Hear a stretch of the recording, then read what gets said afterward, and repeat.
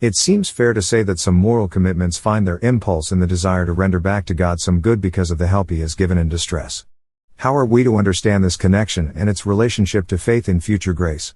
And why is rendering back to God the payment of our vows not an example of the debtor's ethic? What keeps the paying of vows from the dangers of the debtor's ethic is that the payment is, in reality, not an ordinary payment, but another act of receiving which magnifies the ongoing grace of God. It does not magnify our resourcefulness.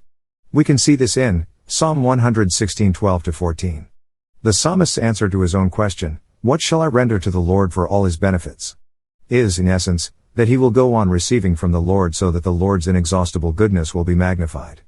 First, lifting up the cup of salvation signifies taking the Lord's satisfying salvation in hand and drinking it and expecting more. This is why I say that paying back to God in these contexts is not an ordinary payment. It is an act of receiving. Second, this is also the meaning of the next phrase, "I shall call upon the name of the Lord." What shall I render to God for graciously answering my call? Answer: I shall call again.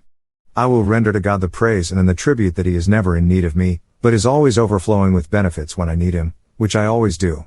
Then the psalmist says in the third place, "I will pay my vows to the Lord." But how will they be paid? They will be paid by holding up the cup of salvation and by calling on the Lord. That is, they will be paid by faith in future grace. Future Grace, Multnomah Books, Colorado Springs, Colorado, pages 37-38.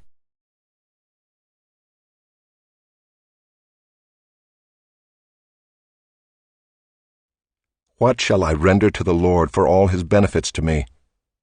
I will lift up the cup of salvation and call on the name of the Lord. I will pay my vows to the Lord in the presence of all His people.